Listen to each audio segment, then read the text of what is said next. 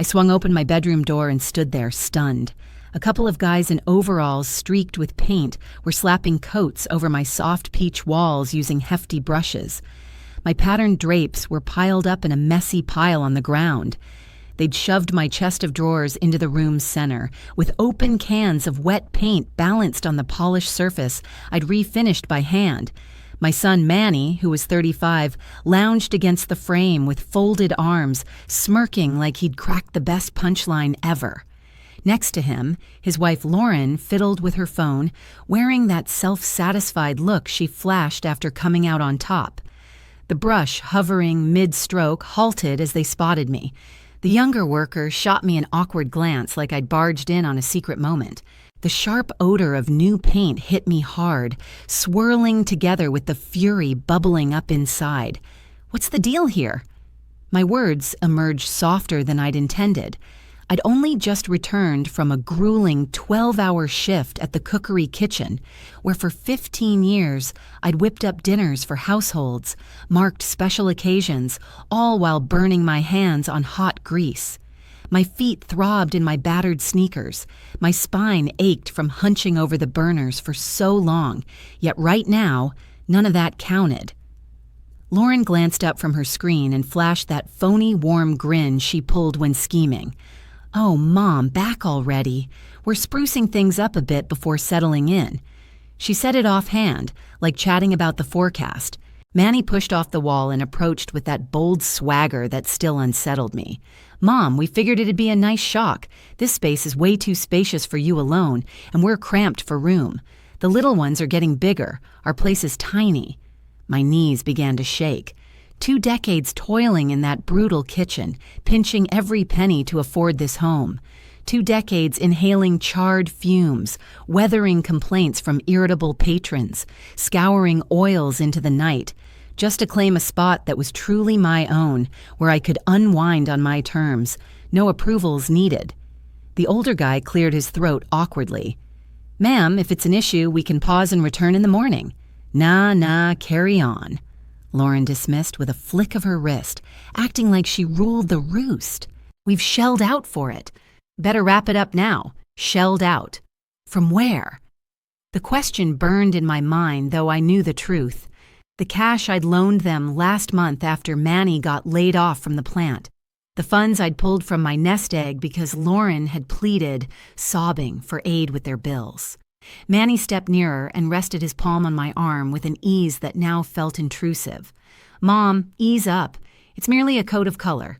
Anyway, we've chatted with a designer. We could split the property in half. You'd keep your area and we'd claim ours. One big, joyful clan. One big, joyful clan." The phrase rang false, like a distant murmur in a vacant hall. I gazed at my rumpled drapes dumped on the floor, the ones I'd stitched myself from material scrimped together over 3 weeks of tips from the market.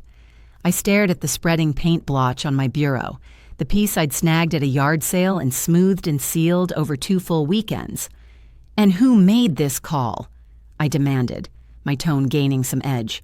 "When exactly did you map out the fate of my home without looping me in?"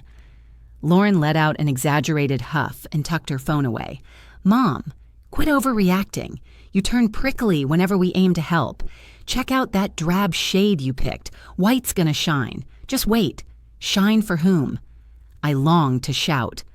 I'd selected that peach hue myself, after poring over swatches for days at the store.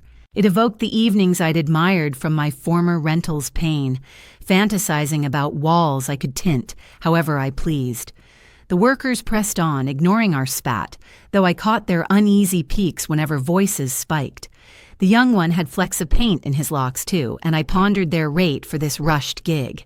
Manny paced the space like a boss surveying his domain. "Mom, see? It'll feel so much airier.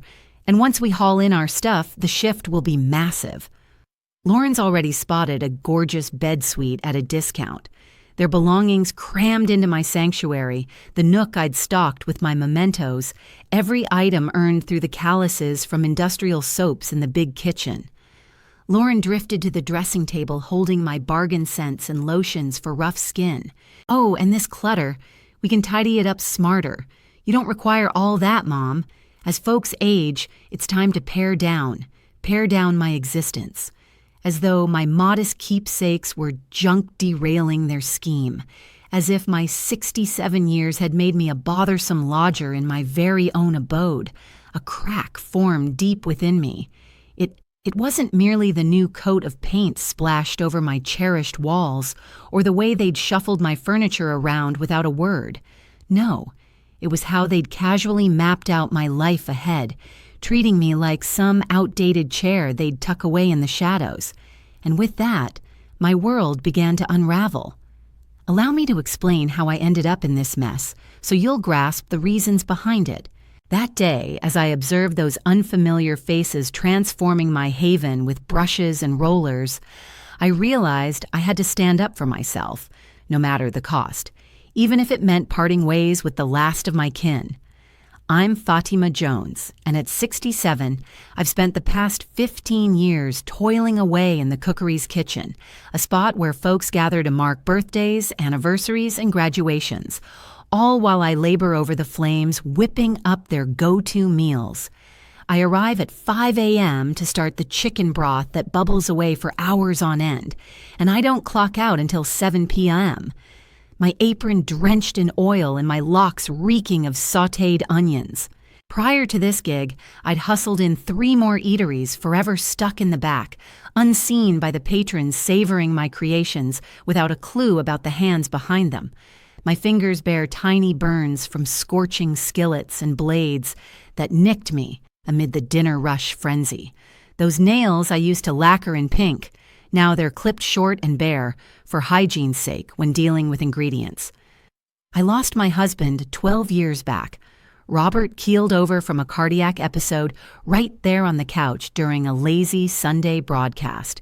He was a solid guy, grinding away his days at a cabinet shop, leaving me with a treasure trove of warm recollections rather than a fat savings account. Post-burial, I held on to the rental we'd shared since our wedding day, shelling out $550 monthly to a slumlord who jacked up the rates annually without fixing so much as a leaky faucet. Manny wasn't always like this. As a youngster, he was timid, wrapping his arms around me when I'd drag in exhausted from the shift and pitching in to sort the wash as he chattered about his school adventures. Everything shifted once Lauren blew into the picture. She swept through like a storm, loaded with grand schemes and lavish aspirations. She'd rattle on about jaunts across Europe, shiny rides and pads in upscale districts, rubbing elbows with the elite. Initially, I figured it was a plus for my boy to have such a driven partner.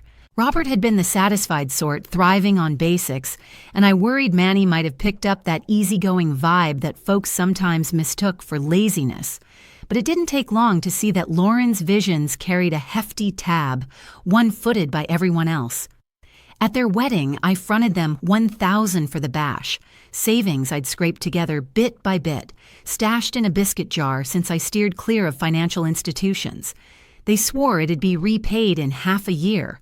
8 years have passed since. When their eldest arrived, they hit me up for $800 to cover medical bills. The next kid meant another request for $100 toward a second-hand bassinet and buggy. Emergencies cropped up non-stop, each with vows to settle up shortly. I never hounded them for it. A mom doesn't tack on fees to her child's debts, I'd reason. Yet inside, I sensed my kindness had morphed into their easy out. Why hunt for side hustles or cut back on extras when nagging mom worked just fine? Slaving in a diner builds grit, like when the head cook barks at you over a plate delayed by a couple minutes, or servers pin the rap on you for a diner's gripe about lukewarm broth. With your arches throbbing and pleading for relief, but 4 more hours on the clock, you figure out quick that self-advocacy is key if you want backup. You pick up on cash's worth, too. Each buck in my paycheck stood for 30 minutes bent over a sizzling range or scrubbing massive vats in scalding water that left my arms flushed crimson. So I squirreled away whatever I could. Spare change from weekend gratuities during holiday double shifts, $50 windfalls from banquet bonuses at the spot. I scraped by on essentials alone, Thrift store threads, basic grub whipped up in my own kitchen, downtime confined to no-cost tube marathons. My sole free day, Sundays, I'd prowl the swap meet hunting bargains that served a purpose. That's where I snagged my bureau for $30, the very one now marred with flecks of white enamel. Robert's passing ushered in isolation as my steady shadow.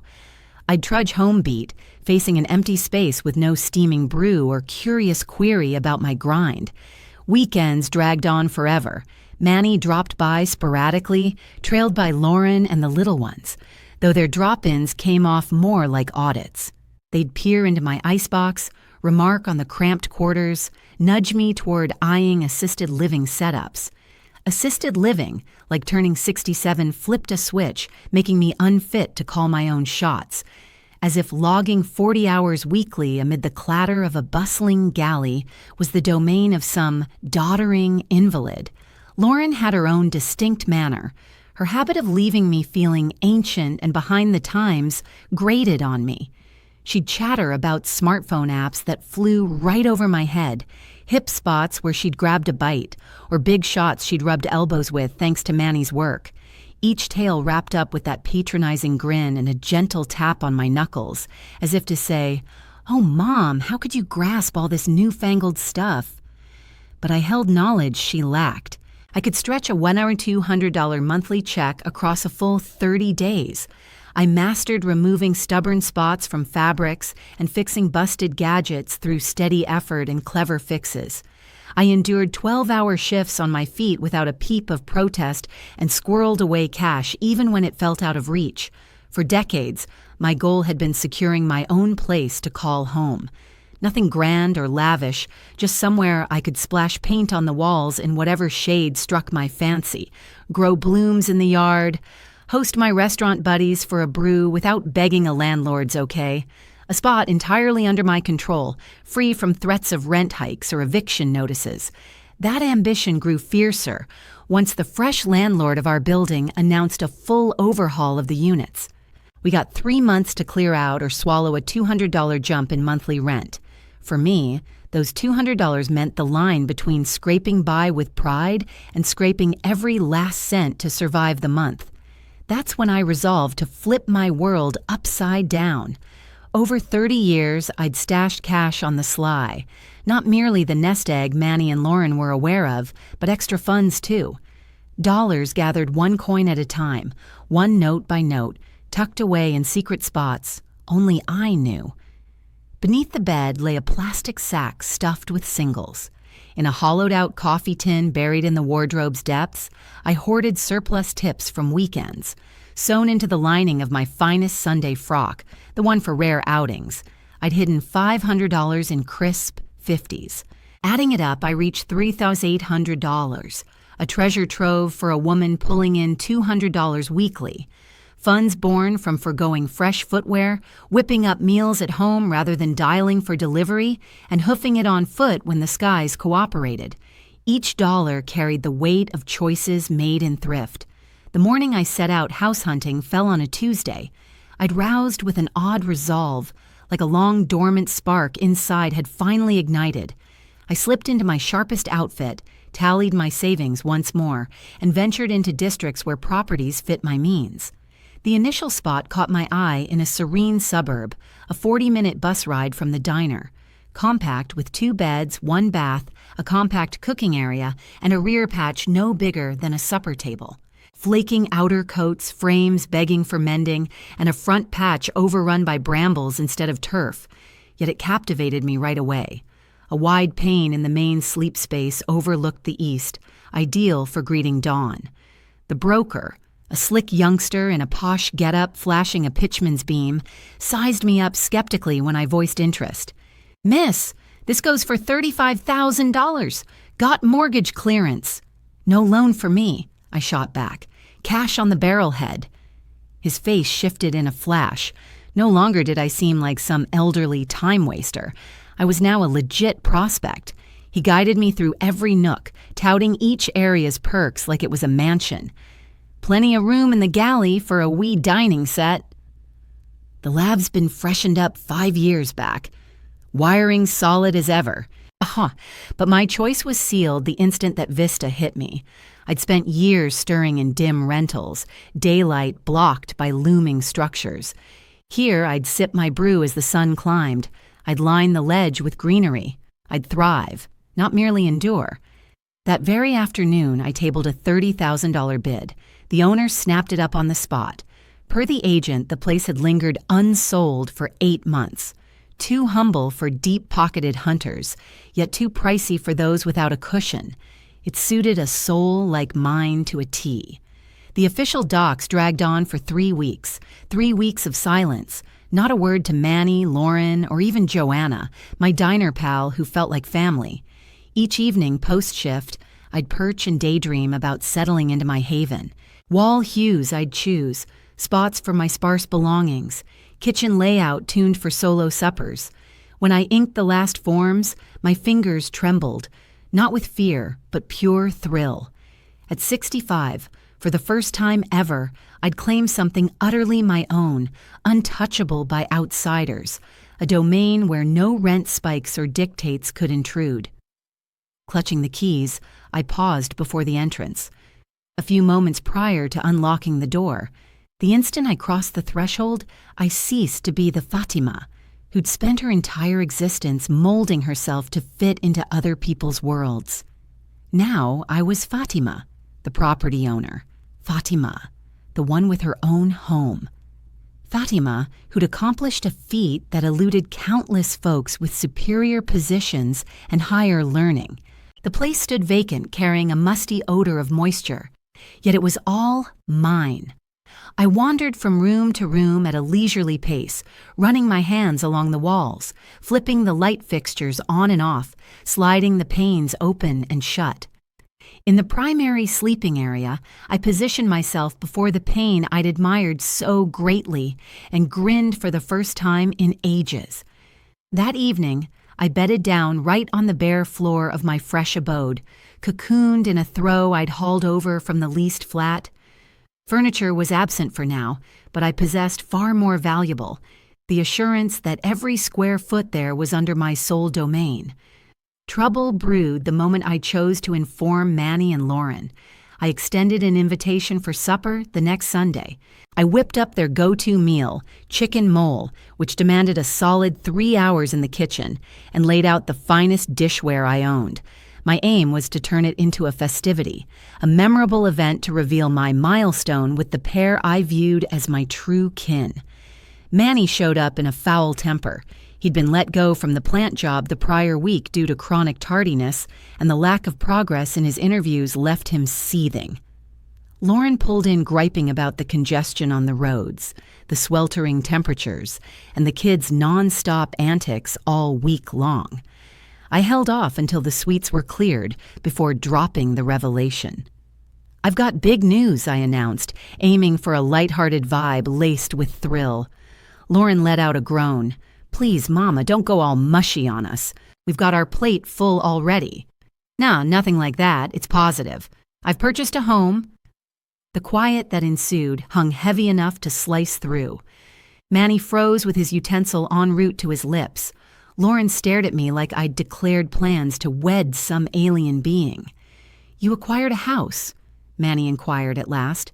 "A modest one over in the St. Vincent area. 2 sleeping quarters plus a garden. It suits me ideally." Lauren shifted upright in her seat. "From where? How'd you scrape together $30,000? "I'd been stashing funds for years," I clarified. "Earnings from my position, gratuities, bits and pieces I'd squirreled away steadily." Lauren's face morphed from astonishment to an emotion I couldn't pinpoint right away, a blend of fury and letdown, as though my self-reliance struck her like a direct affront. "Mom, why keep us in the dark?" Manny pressed. "We could have assisted in scouting a superior spot, something urban and more secure. I required no aid. I'd already secured precisely what I desired." Lauren bolted from her chair without warning. "This is absurd. Here we are, scraping by on lease payments, scraping loans for the children's needs, and you've been hoarding thousands all along." "It wasn't hoarding. It was prudent saving." "Same difference," Lauren barked. You realize how often we've scraped for cash, how many times we've hit you up for scraps while you sat on a pile. Manny attempted to soothe her, yet I spotted the identical sentiment in his gaze. To them, my finances had forever served as an open till for their crises. The notion that I harbored personal ambitions, individual aspirations, had never occurred to them. Moreover, Lauren pressed on, you're no spring chicken to go solo. What if illness strikes? If you tumble and no one's around to assist? I'm managing splendidly, I countered. I put in 8 hours daily at work. I oversee my matters independently. No babysitting required. But Lauren had locked onto her rationale. The notion she sowed that evening would sprout into the rationale for all the ensuing turmoil. Mama, given your years, practicality demands it. Far wiser to offload that property and join our household. We'd leverage the proceeds for a larger dwelling where everyone settles in ease. There it lay, barely 10 minutes after absorbing my success, and they were scheming ways to capitalize on it. Relocating to my novel residence spanned 3 exhaustive weekends. Lacking funds for professionals, I shuttled my possessions incrementally via public transit. On every journey, I'd lug a pair of hefty sacks brimming with attire, volumes, and the modest keepsakes I'd gathered through the decades. The transit operators recognized me by then, with a few even pitching in to hoist the weightier loads. The toughest challenge involved relocating my compact cooler and laundry unit. For that, I enlisted Joe, Joanna's sibling, who owned a weathered yet reliable hauler. I compensated him $50 for the trouble, funds he craved even more than I, though it symbolized my autonomy. Witnessing my gadgets in my personal galley justified the expense entirely. Those initial months in the residence marked the most joyful stretch I'd ever known. Each dawn I'd rouse to sunlight streaming via my cherished pane, and prior to rising, I'd linger there. For a short time, I savored the utter quiet that belonged entirely to me. No bickering voices from neighbors through flimsy partitions, no thudding steps overhead, no blaring tunes at midnight. When I got home from my shift, rather than stepping into a flat reeking of fellow renters' meals, I'd enter a home infused with the aroma of candles I'd pick up occasionally as a treat to myself. I'd set out blooms in the front garden, lavender petunias alongside ivory daisies, snagged at a discount from the nearby plant shop. Gardening wasn't my strong suit, but I picked it up by streaming clips at the community library each Sunday. The kitchen held a special spot in my heart. Though compact, it stayed neatly arranged to suit my routine. Each pan hung in its designated spot. Every blade sat right where I could grab it. Following years in hectic restaurant setups, possessing a calm, structured area to whip up my meals felt like an unimaginable treat. Come weekends, I'd pour my spare earnings from work into sprucing up the place. I'd snag discounted cans of color and coat the lounge in a gentle pale yellow, evoking memories of my grandma's cooking space. The loo got a fresh coat of pale green, inspired by a periodical left behind at the diner. Each bucket ran $12, yet it utterly refreshed the vibe in every space. I got handy with repairs by following online guides at the library.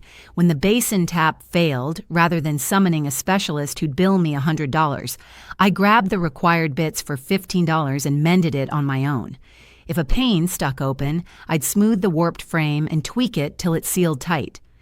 Manny and Lauren dropped by during my initial months here, visiting twice, and each occasion brought their judgmental vibe that soured my happiness. Their debut stop came 3 weeks post-move-in. They pulled up unannounced on a Saturday while I tended the garden, setting in some scarlet geraniums. "Mom, this area seems pretty sketchy," Manny remarked first upon exiting the vehicle. "Some properties have busted barriers, and yards overrun with overgrown grass." Lauren toured the interior with a sneer, grazing the new painted surfaces like they were flimsy board. "This galley is ridiculously tiny. How will you fit extras when company arrives? And that powder room requires a full overhaul. The flooring appears ancient." I cherished my powder room. The tiles dated to the 70s, yet they remained pristine, scrubbed to a gleam by me. The bargain linens I'd acquired complemented the wall hue spot on. Their follow-up stop proved even more disheartening. They showed during a downpour and spotted a minor drip from the spare room's overhead. Rather than pitching in to patch it, Lauren compiled a rundown of the home's flaws. "Check this out, Mom. The structure's crumbling. Notice that damp mark. It'll spread till the timber decays, and those dated frames offer zero protection. Come cold months, your power costs will skyrocket." Manny piled on, feigning deep worry over my well-being. "Mom, an elderly lady solo in this district. It's not secure. That place at the end has shattered glass, plus junked vehicles litter certain blocks. How will you handle intruders?" "Those concerns follow me regardless of spot," I countered. "Plus here, I truly possess my haven." Still, their comments sowed uncertainty that sprouted whenever odd sounds echoed after dark. Each glimpse of a yard strewn with refuse, each fresh fix around the property. Upkeep costs kept coming, though I handled them fine. $20 to swap a leaking tube, $5 for supplies to seal the rooftop seepage solo, $40 to bring in a wire expert for a fizzing socket. Each outlay stung, not from lack of funds, but as it chipped at my hard-won nest egg.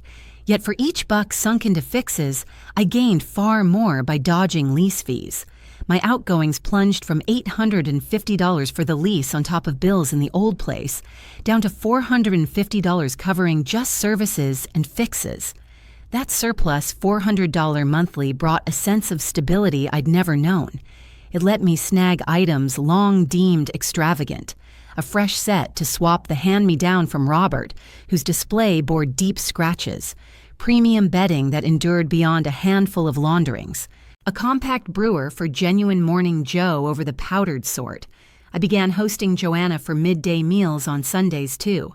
Like me, she'd lost her partner and resided in a cramped flat shared with her elder sibling, so she relished a serene spot for uninterrupted chats. We'd prepare dishes jointly, sharing stories of our shifts, minor ailments, and the shows on TV. We enjoyed those TV series together. It marked the first genuine friendship I'd formed in ages, beyond mere workplace bonds. Through Joanna, I learned that the behaviors from Manny and Lauren actually had a term: financial abuse. "Fatima," she said to me one Sunday as we wiped down the plates, "your children treat you like a walking ATM. Whenever cash runs low, they just break in and grab what they want." Her statement stung because it rang so true. For so long, I'd excused their endless demands as valid necessities. New outfits for the kids, a vehicle breakdown, surprise doctor bills. Yet with some space between us now, the habit stood out starkly. They rarely returned what I'd loaned them. They skipped treating me to meals to balance out the dinners I'd covered during our outings. No presents arrived for my birthday or Mother's Day from their side. Still, they anticipated my generosity during their celebrations and the holidays. What troubled me even more emerged over time. The drop-ins grew more regular, and each one brought sharper jabs at my home and my choice to go solo. Lauren began hinting at my years and whether I could manage on my own. "Mom, my pal Rose mentioned her mother slipped in her place yesterday and lay there for 3 whole hours until help arrived. Imagine if that befell you. What then?" Rose, Lauren's 85-year-old neighbor with mobility issues, served as her example. At 67, I put in 8-hour shifts standing in a bustling kitchen. The parallel felt absurd, yet Lauren tossed it out on every visit. Manny ramped up with bolder ideas about unloading the property. "Mom, picture this. Sell now, and you'd pocket around $40,000 easy. Values have climbed since your purchase. That cash could fund a larger spot where the whole family thrives together. Thrives together. As though my own well-being mattered little in the mix. The true push came after Manny's second layoff within half a year. After 8 months in my new place, I organized a modest gathering to share my progress with close ones. Nothing extravagant, merely a Sunday meal for key folks in my world. I called on Joanna and her sibling Lillian, Vincent the handyman who'd fixed things up and turned into a solid buddy, Manny and Lauren plus their little ones, and my relative Tatiana from across town, who'd yet to see the house. Prep took a couple of weeks. I scrubbed until every inch gleamed.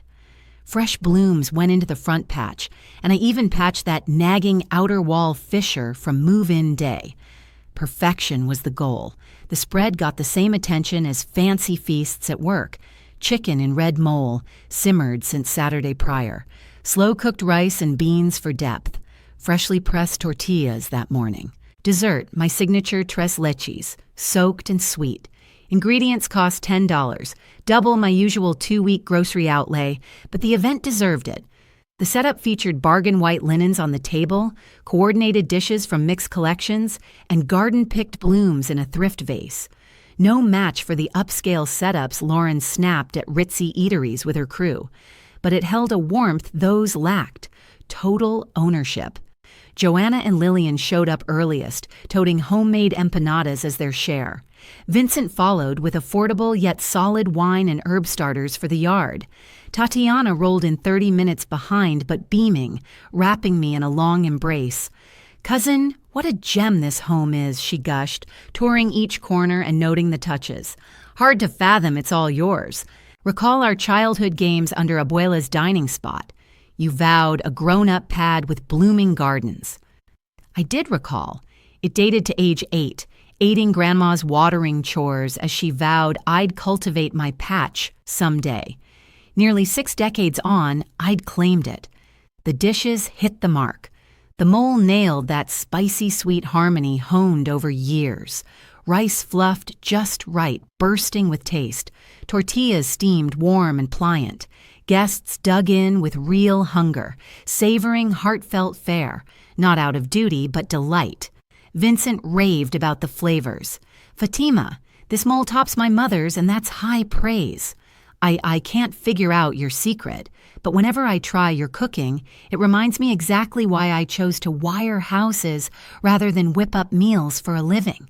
Joanna lifted her soda glass for a toast to Fatima, the woman who proves it's never too late to chase your ambitions, the one who reminds us that a determined lady can conquer whatever goal she pursues. The group raised their glasses and clapped enthusiastically. Pride swelled in my chest until tears welled up in my eyes. For the first time ever, someone was publicly honoring what I'd accomplished. Back at the restaurant, where I'd cater events for 200 guests, the head chef always snatched the credit. In my marriage, Robert was decent, yet he rarely voiced any praise. This celebratory instant felt utterly fresh to me. Manny and Lauren showed up an hour behind schedule, right after we'd polished off the entrees and started on sweets. They breezed in with a hasty excuse about the roads and claimed the seats I'd reserved, yet their chilly demeanor clashed against the cozy vibe we'd built. Lauren offered stiff hellos and shallow remarks on the table's charm, but I recognized her sharp eyes scanning every inch. The manner in which she fingered the linens like she was judging their worth, inspected the dishes for any imperfections, eyed the garden flower arrangement with a look implying it was ordinary. Manny chewed quietly, grunting one-word answers whenever folks probed about his work or the children. The little ones, fidgety from the drive, dashed through the home poking at items while their parents imposed no boundaries. Tatiana, not super familiar with Manny and Lauren, attempted to draw them into the chat. You have to be thrilled about Fatima. Few folks possess the grit to stash away funds and snag their own place at 65. Lauren flashed her phony grin, the one she deployed to appear pleasant while seething inside. Absolutely. Though we'd have liked her to run it by us first for such a big move. At her age, going solo could spell trouble. Her words dropped like a boulder amid the festivity. Vincent, well aware of my self-reliance from watching me handle home repairs solo, scowled. "Pardon me, but Fatima ranks among the most self-sufficient I know. She logs more shifts than many folks half her years." Lauren shifted in her seat, viewing Vincent's remark as a jab. "Well, you lack the full picture. We're her kin. We grasp what's ideal for her." Joanna set her fork down harder than required. "And your idea of ideal for her is what exactly? Staying somewhere with backup, where she's not isolated if trouble strikes. This spot's off in a district that's no picnic safety-wise." Lillian, blunt and allergic to tact, jumped in. Hold on, but Fatima clearly handles her choices just fine, and this home looks top-notch to me. Manny broke his hush at last, though his input stung worse than quiet. Truth is, you all miss the context. Mom poured every penny of her nest egg into this property, cash that could have padded her later years. Should illness hit or care intensify, how's she covering it? I've got coverage, I shot back, my elation fading fast like steam from a sizzling skillet. Plus steady work. I'm no burden. But Lauren was on a roll. Mom, no offense, but you're past the point of hauling big gear and standing all day. Someday soon you'll slip up, and then where's that leave us? Vincent rose abruptly, visibly uneasy with the talk's turn. Fatima, thanks a ton for the spread and the welcome. It was outstanding, but I reckon it's my cue to head out. Tatiana stood too, and as she neared the exit, she leaned in and murmured, "Cuz, hold firm. No one gets to snatch what you've earned through sweat. This pad's yours, and so's your path." Joanna and Lillian departed shortly, but Joanna gripped my hand firm before stepping away. "If you require a thing, anything, you ring me. You're not facing this solo." Once only Manny, Lauren, the kids, and I remained, the air thickened like an impending tempest. Lauren stood to tackle the dishes unprompted, scrubbing with jerky motions that broadcast her irritation. "Mom, we gotta chat," Manny announced as the children scampered outside to romp. I settled into my go-to sofa, the one I'd grabbed on a 3-month installment, and braced for their pitch. Lauren wiped her palms and perched across from me, arms folded tight. "Mama, face facts. This setup won't last." "Which setup?" "You out here by yourself, dropping cash on a home that's... Why get something so spacious when we're barely scraping by?" There it was. The true source of their irritation wasn't concern for my welfare or protection. It was plain envy. I possessed what they craved but couldn't attain.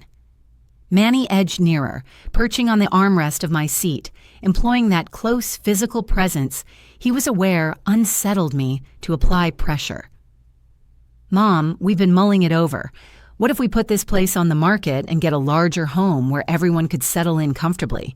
You'd get your private space, but with us around for support, and we'd pitch in on the costs and upkeep." He spoke as though the property was jointly owned by all 3 of us, rather than solely mine. "I'm not interested in parting with my home," I replied, summoning the steadiest tone possible. Lauren let out an overly dramatic sigh.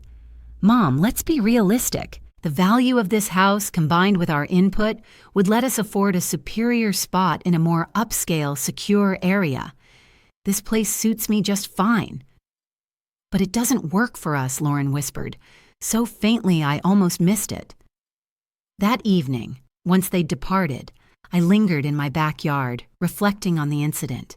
My brief joy had been shattered by the avarice of the very folks meant to cherish me above all. Yet I'd gained an important insight, too. I had genuine companions who honored my choices and appreciated my autonomy.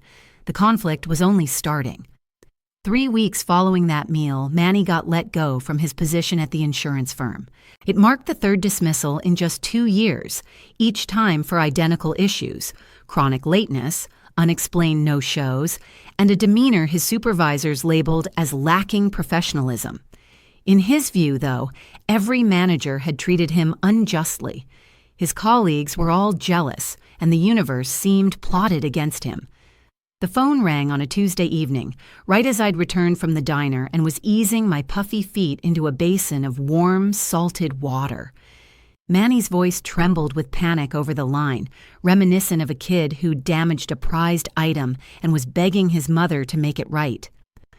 "Mom, they terminated me today. My supervisor claimed it was due to 3 tardies this month, but that's not right. The roads are a nightmare, and on top of that, the car's giving me trouble. So what's your plan moving forward?" I inquired, fully anticipating the direction this talk would take. "I'm not sure, Mom. Rent's due next week, and I'm tapped out. The children require supplies for school, and Lauren warns that without payment soon, we'll be evicted from the rental." That usual knot twisted in my gut. a blend of shame and irritation that surfaced whenever Manny faced financial woes. As his parent, my natural urge was to shield him, assist, and resolve his troubles. Yet as a lady who'd toiled lifelong for some measure of security, it grated on me that at age 35, he still relied on me as his safety net for cash. Manny, you must secure employment fast. Plenty of spots are looking to hire. I realize, Mom, but right now, I could use some assistance. Could you loan me funds for the rent? It's $800. I'll repay you the moment I land something. $800, nearly 2 months' worth of my household upkeep bills. Funds I'd earned through sweat across a solid week at the eatery, rising at 5 a.m. and dragging in at 8 p.m.s, hands scorched and back throbbing. Manny, I've already advanced you considerable sums this year. It's time you figured out how to budget properly. Mom, I beg you, this is urgent. Do you want my little ones homeless? That classic ploy of sentiment always hit home. The grandparents' remorse at the thought of her grandkids bearing the fallout from their folks' errors. But on this occasion, ensconced in my dwelling amid possessions I'd acquired through my own labor, an inner defiance stirred. Your kids won't end up on the sidewalk. You'll figure out a solution as the grown man you ought to be. The hush on the call stretched for moments. When Manny responded, his inflection carried a chill I'd never encountered, detached and scheming. All right, Mom. Message received. I see where your loyalties lie these days. What exactly do you mean? Ever since acquiring that property, you've turned self-centered. In the past, you'd bail us out whenever we hit rough patches, but with your cozy estate now, you've erased the fact that family exists. The remark stung like a sharp blow. Self-centered for safeguarding earnings from my labor. Self-centered for realizing a goal that spanned decades. Self-centered for refusing to remain the go-to ATM for my adult offspring. I'm not self-centered, Manny. I'm simply a woman who's labored her entire existence for a bit of stability come retirement. Mom, you're 67 now. Why hoard all that cash? Why cling to such an oversized abode? It'd make far more sense for you to join our household and offload that place. The proceeds could fund a finer setup for the whole group. And there, it resurfaced.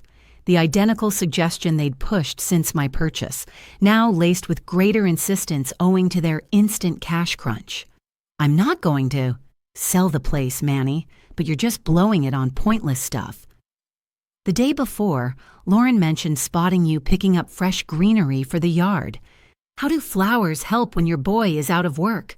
What's the point of greenery? Like aesthetics, happiness, or the satisfaction of possession meant nothing at all, as though the sole job of my cash was to fix the messes from their poor choices.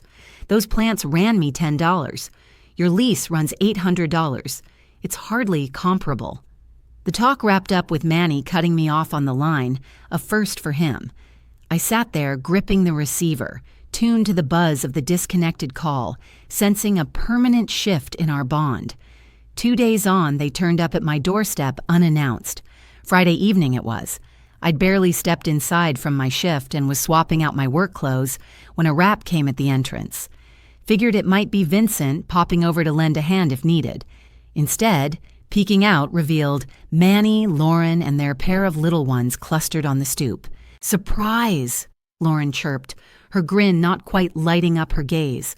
"We figured we'd drop by." They barged right through, no invite required. The children bolted for the rear yard. Manny hauled a compact duffel while Lauren strutted in with that air of entitlement that set my nerves on edge. "What's that carry-on for?" I probed. "Look, Mom, since you wouldn't chip in the funds, the owner issued a 3-day notice to clear out. So we've chosen to crash here till we scout a more affordable spot." My pulse froze. Crash in my home, the sanctuary I'd toiled to secure. "Absolutely not," I shot back right away. "You can't bunk down here." Lauren plopped onto my sofa, acting like my veto hadn't landed. "What's the issue? You've got a couple of spare rooms, and we're blood. It's the bare minimum after you turned us down." This is my domain, and I call the shots on residents.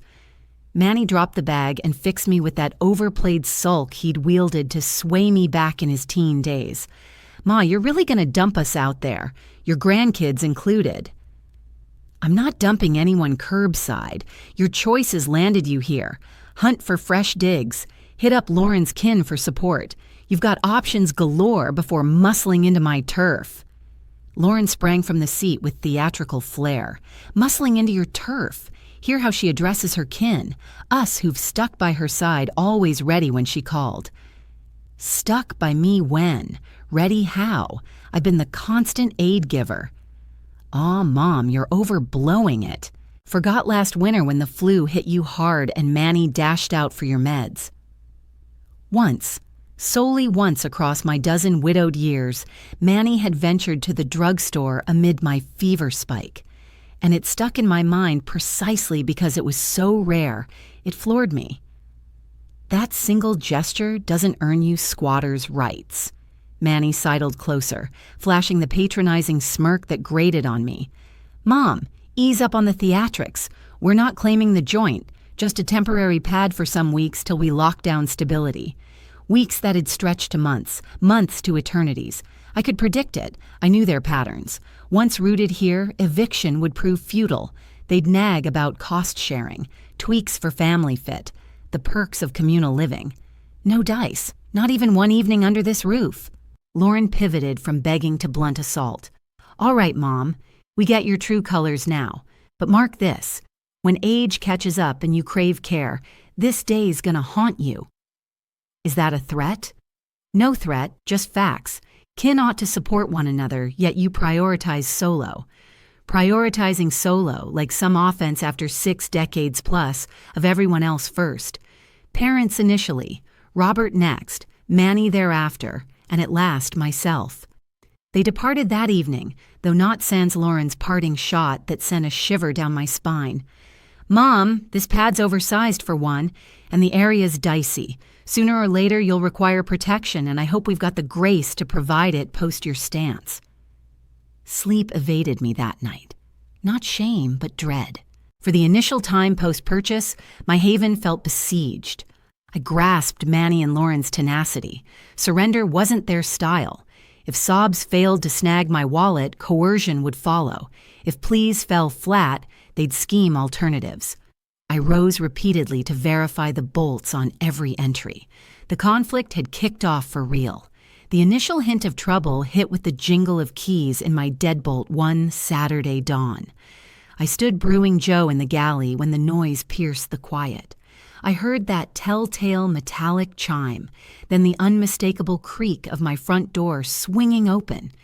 Yet it couldn't be. Only I held the keys to this place. Stepping from the kitchen, mug clutched in my grip, I braced for a frantic neighbor or perhaps Vincent popping by for a quick check. What greeted me instead was Manny planted in the middle of my living room, grinning like he owned the joint. "Morning, Mom. Got here bright and early to chat." "How the hell did you get inside?" My words pitched up, sharper than I'd meant. Lauren got a duplicate set made during our last visit. She figured it was smart. For emergencies, you know, if something happened and we had to reach you." I froze in place, the mug shaking in my grasp. They'd shattered my boundaries in the simplest, most invasive way, snatched access without a word, copied my keys behind my back, and now waltzed in like it was their turf. "Hand over those keys. Now." Manny dropped onto the sofa, folding his arms with that smug, tolerant stare he pulled out whenever he deemed me overreacting. "Mom, chill out. It's all for your protection. What if you slipped and couldn't make it to the door? Or had some health scare? I don't want anyone else with access to my home. This is my space. Period." Actually, that's the topic I came to discuss. Lauren and I have been mulling it over, and we reckon it's time for a few adjustments around here. Adjustments like what? Manny rose and began pacing the room, eyeing it like a realtor scouting a fixer-upper. "This place has real promise, but it screams for an update. Turn the spare room into a play space for the little ones. Split the living area for a gaming zone. It's plenty spacious. And your bedroom. Way too roomy for just you. My bedroom, that cozy haven I'd built with loving detail, the blooming drapes, the soft peachy hues on the walls, the ideal spot by the window to catch the dawn. Don't you dare lay a finger on my room. Come on, Mom, let's be practical. We're 4 strong, you're on your own. Makes sense to divvy up the square footage based on what each household requires. Each household treating us like rival clans with matching claims to my domain. This talk ends here, Manny. Get out of my house this instant. Rather than budge, he sank deeper into the cushions. Mom, I'm staying put. Lauren and the kids will roll in soon with our gear. We've made up our minds. We'll crash here while hunting for a larger setup that suits us all. I'm dialing the cops. Manny chuckled, but it rang hollow, the kind from someone holding an ace up their sleeve. And what exactly will you say? That your boy dropped by for a visit. I've got keys, a blood tie to you, and 0 laws broken. You entered without my okay. Keys mean entry's fine. It hit me then. He'd orchestrated this whole thing with precision. Not some rash move from panic, but a deliberate ploy to claim my home in a tangle of legal knots. By the time Lauren showed up hauling the kids in 3 hefty bags, I'd already summoned the authorities. Manny had nailed it, though. The responding cop, a fresh-faced guy who looked uneasy amid the tension, laid it out. Kin-related home squabbles were messy terrain. I get you're upset, ma'am, but your son's got keys and claims you okayed the stay. Without paperwork saying different, this falls under civil matters, not crimes. Paperwork. What proof could I possibly have? Who dreams up a formal agreement to block their flesh and blood from storming their sanctuary? Lauren had taken over the kitchen, whipping up a meal like she ruled the roost. The children dashed everywhere, pawing my belongings, shoving chairs aside, turning my haven into an amusement zone. Manny hauled in his massive flat screen and hooked it up, ignoring my petite TV now displaced without a by your leave. That initial evening, I barricaded myself in my room with the lock engaged, ears straining to unfamiliar sounds echoing through my own halls, muffled talks from the lounge, shuffling steps down the corridor, the TV droning way past bedtime. My safe retreat had morphed into a boarding spot where I alone felt like an intruder. Day 2 at the office wrapped, and I returned to chaos. The living room rearranged beyond recognition. My beloved sofa jammed into a dim corner by the glass. They'd swapped my modest side table for their oversized beast, and my cherished greenery exiled to the patio for extra elbow room. Come day 3, Lauren had overhauled the entire kitchen setup. My cookware stashed in high shelves, demanding a stool to retrieve. She'd ditched my everyday seasonings for fancier picks she favored. My the coffee maker was gone, swapped out for some fancy espresso setup that left me clueless on how to operate it. By day 4, I walked into my bedroom to discover a crew of painters hard at work. Spotting those guys slathering white over my cherished peach-colored walls snapped something deep within me for the final time. It went beyond the fresh coat of color. It was the outright nerve of them presuming to overhaul my private sanctuary without a single word to me. Manny laid it out like it was the most sensible thing in the world. Mom, we figured this space is way too large for just you. The little ones require more room, and anyway, this spot's destined to become the main sleeping quarters for the place. You'll take the compact room instead, which suits your situation better regardless. That compact room used to be the guest quarters in their eyes. It lacked the generous window that I adored. It missed the roomy wardrobe where I stored my outfits. It had no direct link to the primary bath, which streamlined my hectic rush hour routines to the office. Lauren breezed in, wearing a smug grin. Mama, just wait until you witness how stunning this update turns out. That crisp white will expand the feel of the area and give it a sleek, contemporary vibe. Plus, we've snagged a complete new bedroom suite that's bound to dazzle. With whose funds did you purchase that setup? Manny shot a quick look at Lauren prior to replying. Look, now that we're all under this roof, it made sense to dip into a portion of your nest egg for upgrades that serve everyone in the household. My nest egg. They'd unearthed my cash stash. In the span of those 4 days, they'd somehow pinpointed my hidden emergency funds and rebranded them as communal property. How much exactly did you withdraw? Only $2,000 toward the bedroom pieces and a few home tweaks. Relax, it's a smart outlay. Come sale time for the property, it'll fetch a far higher price. Come sale time for the property. The question of whether they'd offload the house had vanished. Now it was purely a matter of timing. That evening, following the sting of stumbling upon the painters in my quarters, after learning they'd pilfered my funds, after watching them morph my dwelling into their private makeover scheme, I reached a breaking point. No more would I tolerate this. I settled into the spot they'd reassigned as mine and pulled out my cell. To start, I rang Vincent for the contact of the attorney he'd hired during his home purchase. Next, I dialed the bank to flag irregular activity on my finances. Last, I scanned the listings for a round-the-clock locksmith. If they craved confrontation, they'd have it. But they had no clue about the adversary they were provoking.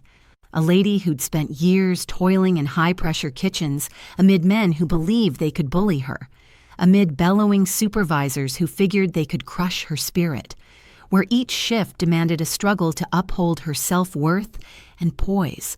A lady who'd grasped that occasionally you must battle for your rightful share, regardless of whether the foe is your closest kin. The white pigment was splattering onto my polished chest of drawers, yet the sight no longer pierced me. It stood as testimony, validation of their extremes in seizing what I'd toiled endlessly to acquire. Come morning, I'd demonstrate just how badly they'd misjudged Fatima Jones. That night, I bided my time until silence enveloped the entire home. I eavesdropped as Manny and Lauren ceased their murmurs in the chamber they now claimed as theirs. I lingered until the kids drifted off on the air mattresses they'd laid out in the den. Once only the steady tick of the kitchen timer filled the air, I slipped from my cramped quarters, shoes clutched in my grip. Over the previous 4 evenings, I'd been watching closely and logging it all. Each alteration they'd imposed sans my approval, each item they'd shifted, each call they'd made like they owned the deed. I'd snapped images on my outdated device, shots capturing my possessions shoved aside, my greenery dumped outdoors, the new layer concealing my treasured barriers. I exited via the rear entrance, the one opening to the yard where I'd lovingly tended my blooms. The locksmith had promised arrival at 5 a.m., right before my shift began. The setup needed completion prior to Manny and Lauren stirring. Precisely at 5 Rains, a seasoned fellow pulled up in a quiet, compact van. Vincent had vouched for his relative, Mark, a reliable sort attuned to sensitive matters. I outlined the dilemma as he inspected my hardware. Miss Fatima, scenarios like this crop up more often than you'd guess. Relatives exploiting seniors under the assumption they won't push back, but you're handling it wisely. Mark moved with efficiency and discretion. He swapped the main entry lock, the garden portal's mechanism, and added a fresh bolt to the rear access. He handed over 3 key sets, one for my possession, a backup to stash in Vincent's secure vault, and another tucked into my work tote. As Mark departed, I headed to my job like any ordinary morning. But throughout my entire shift at the diner, my pulse raced so fiercely that I was sure the whole place could pick up on it. I realized that soon enough, Manny and Lauren would figure out they were locked out of my place for good. The clock hit 2 p.m., right as I was chopping veggies ahead of the evening crowd, and my cell buzzed to life. It was Manny. I ignored it until it went silent. Then it rang once more. This time Lauren calling. I skipped that too. Texts flooded in right after. "Mom, why'd you switch the locks? Mama, this is insane. Let us in." "Mom, everything we own is still in there. The little ones need their playthings. You're basically holding our things hostage. We'll get the cops involved." The head cook saw I was off and checked if I was all right. I explained it was just some household drama, but I assured him I could push through. Staying in my usual groove was key to proving I remained the dependable, diligent Fatima everyone knew. Around 3:30, one notification actually brought a grin to my face, the first in what felt like forever. Cops confirmed that as the homeowner, I had every right to update the locks any time. Spot on. Things were unfolding just as I'd hoped. By the time I pulled up to the house that evening, the entire crew was camped out on the porch steps. The youngsters were glued to their gadgets. Manny strode around anxiously, phone pressed to his ear. Lauren shot me a glare hot enough to scorch the flower beds. "Mom, unlock this door right now." Manny bellowed the second he spotted me. "Absolutely not. What?" "You can't say no. All our belongings are inside. They don't belong there in the first place. I never okayed you crashing at my home." Lauren jumped up from her perch, fists planted on her sides like some offended royal. "Mama, this whole thing's gone way too far. We're blood. You can't just abandon us out here. I'm not abandoning you. I'm evicting you from my property. Same thing." Manny advanced with that overbearing stance he'd honed for years. "Mom, this is a big deal. Think of your grandkids. You're gonna make them roofless. Those grandkids have folks who ought to house them properly. I'm not on the hook for your lousy choices." For once in all the time I dealt with them, Manny and Lauren were at a total loss for words. They'd leaned on guilt trips for ages to manipulate me into giving in. But that approach had finally run its course. They could see it. Just then, Vincent rolled up in his pickup, timing it perfectly. I'd looped him in that morning, asking for backup not just emotionally, but as an impartial observer to the chaos. "Hey there, Fatima. All good out front?" His arrival flipped the script instantly. With an outsider present, Manny and Lauren couldn't play the bosses of the scene anymore. Lauren angled for Vincent's pity. "Oh, sir, maybe you could reason with my mother-in-law. She's been off kilter ever since snagging this place. Booted us without a heads up and refuses to let us back in now." Vincent glanced my way with a subtle smirk. "Miss Fatima, did these folks have a lease with you?" "Nope, I didn't authorize them staying at all." "Well, then there's no issue. It's your turf, your rules on residence." Manny grew frantic by the second. His scheme to ease into owning the house was falling apart, and he scrambled to seize the reins again. "Sir, you don't get it. My mother's by herself. At her years, she needs kin close by. We only aim to look after her." Vincent, raised around self-sufficient seniors like his own mom, who'd gone solo till 85, wasn't swayed. "Kid, your mother strikes me as fully able to manage on her own. She clocks more shifts than plenty of folks her junior. But right amid the tension, the twist I'd anticipated all day showed up. A squad car eased to a stop curbside, and out stepped the very same rookie cop who'd responded days earlier to my initial report. "Officer, glad you're here," I said, approaching him.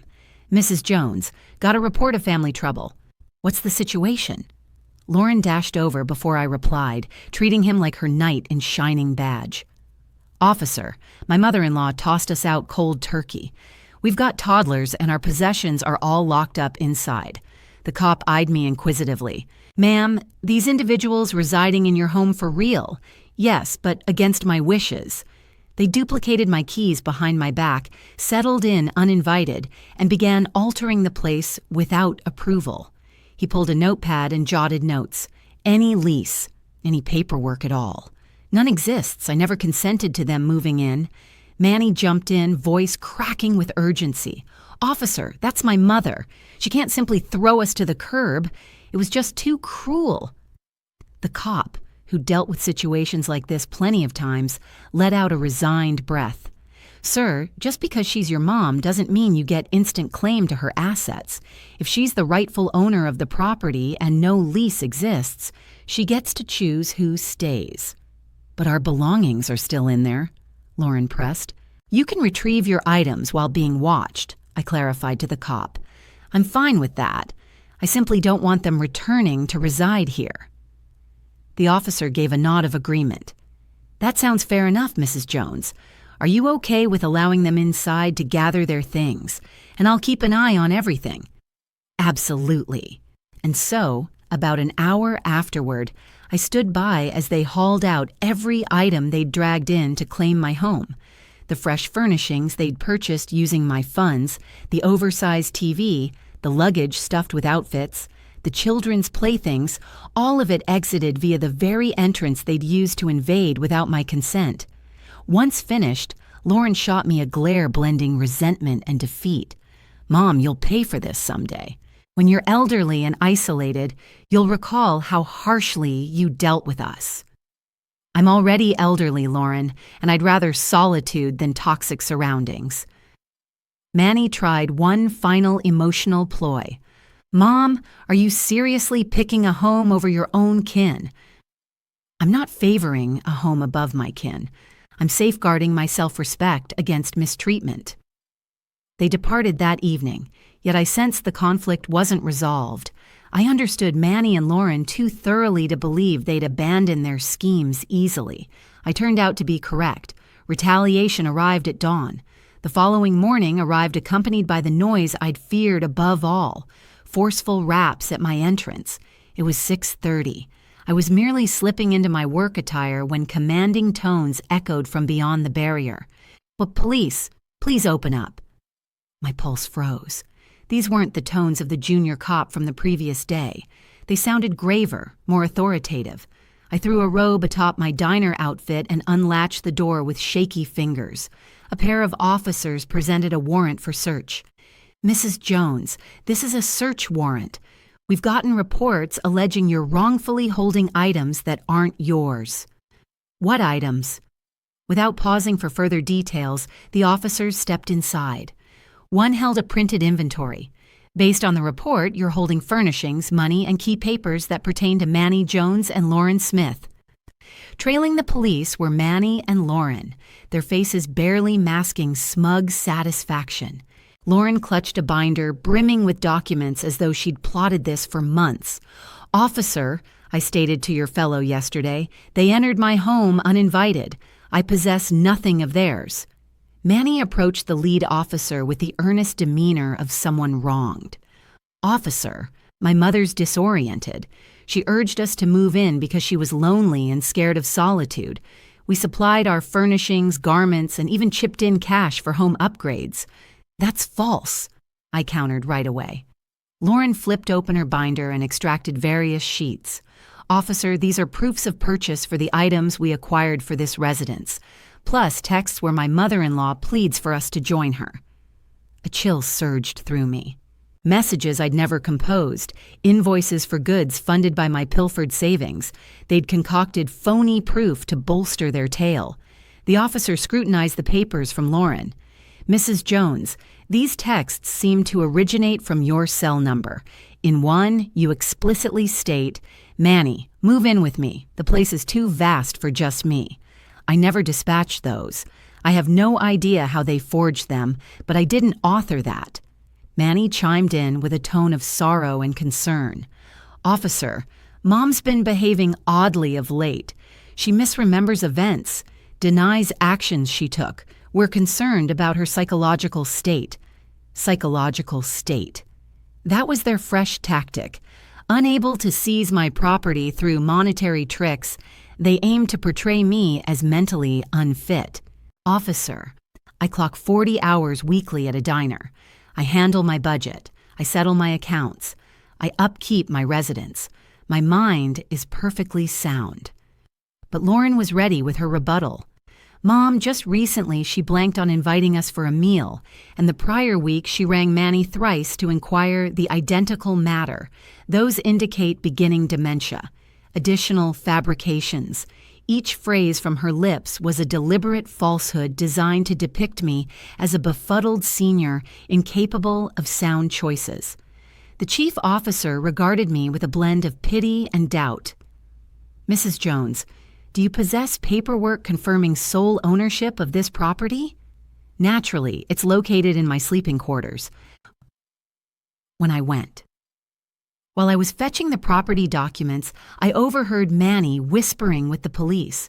Lately, she's grown incredibly suspicious of everyone. She accuses us of plotting to steal from her, claiming we're all out to get her.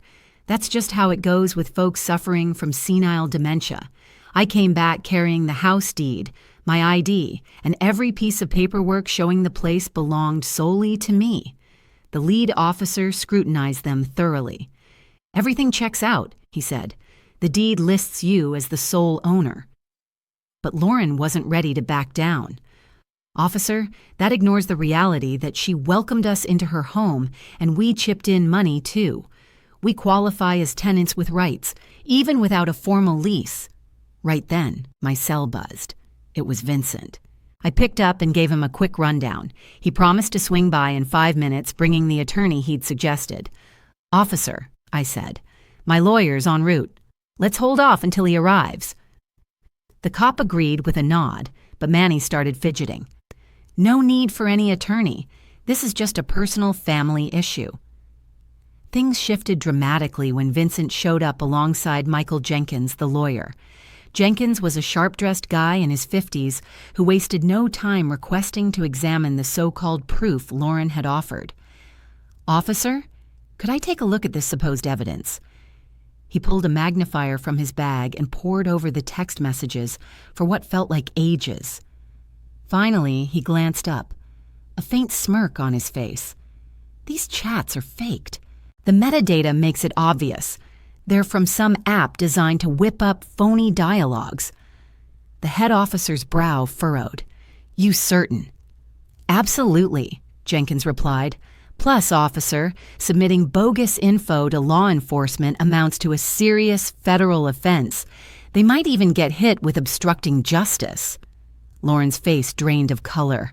I had no idea. It must have been someone... Stop right there, the attorney cut in sternly. Whatever you utter could land you in hot water. Manny made one final push in desperation. Officer, forget the paperwork. My mother requires assistance. She's too old to manage on her own.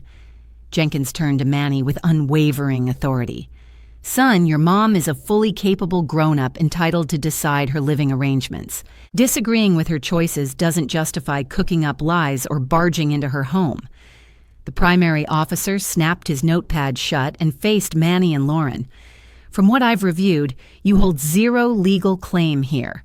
The messages are counterfeit, there's no legitimate tenancy deal, and Mrs. Jones is plainly able to handle her affairs. But officer, Lauren started to argue, ma'am, keep pestering Mrs. Jones or attempting unauthorized access, and you'll be charged with unlawful entry. Understood. That morning, Manny and Lauren slunk out of my place, beaten and ashamed. Yet as he departed, Manny shot me a glare icy enough to chill the room, a look I'd never caught from him before. Mom, you might have won this round, but now you're utterly isolated, totally by yourself. His barb was meant to wound, to stir up regret for prioritizing my self-worth over their schemes. But oddly, solitude didn't unsettle me anymore. I'm not isolated, Manny, I countered. I've got genuine companions, a fulfilling job, and this home that's all my own. Above all, I've reclaimed my pride, which I nearly surrendered just to keep you both happy. Once they were gone, Attorney Jenkins outlined my options under the law. I had grounds to sue them for the fabricated texts, the cash they'd siphoned from my accounts, and the break-in. I chose against it, though I did request he draft a protective order to bar them from approaching my property. That evening, returning from my shift, I discovered everything just as I'd left it. Quiet, serene, unequivocally mine. I settled into the garden with a steaming mug of joe, gazing at the blooms I'd nurtured myself, inhaling the fresh essence of my private haven. Months had passed without that nagging dread of intruders. No more enduring judgments on my choices, no explanations owed for my spending or aspirations. Joanna dropped by later that evening. She joined me outside and inquired about my state of mind. Liberated, I said simply. Truly, for the first time ever, I'm utterly liberated. Those tough months taught me a vital lesson. At times, pursuing your joy requires letting down those closest to you. Safeguarding your honor might demand severing bonds with relatives who treat you like an ATM instead of a human. Opting for solitude on your terms beats enduring poisonous relationships any day. I continue waitressing at the diner. My garden still gets my TLC. My cozy, ideal bungalow remains my world. Manny and Lauren haven't reached out since, and that's fine by me. Perhaps one day, once they grasp my autonomy, we could mend fences, but only if it's mutual respect, on equal footing. Until then, I am. At 67, I've got my own place, solid companions, and that serene confidence knowing nobody can snatch the rewards of my lifelong efforts. Quiet can often be the ultimate form of vindication. How did you enjoy the tale? And from which town are you following along? Drop by in the comments to chat. If it touched you, consider a super thanks to help me deliver more narratives just like this. Deep thanks for your generous encouragement. Can't wait to hear your reactions to it. Right there on screen are a couple of fresh personal accounts I truly endorse. My channel's packed with even more. Be sure to subscribe. Until the next chapter in life, with warmth and appreciation.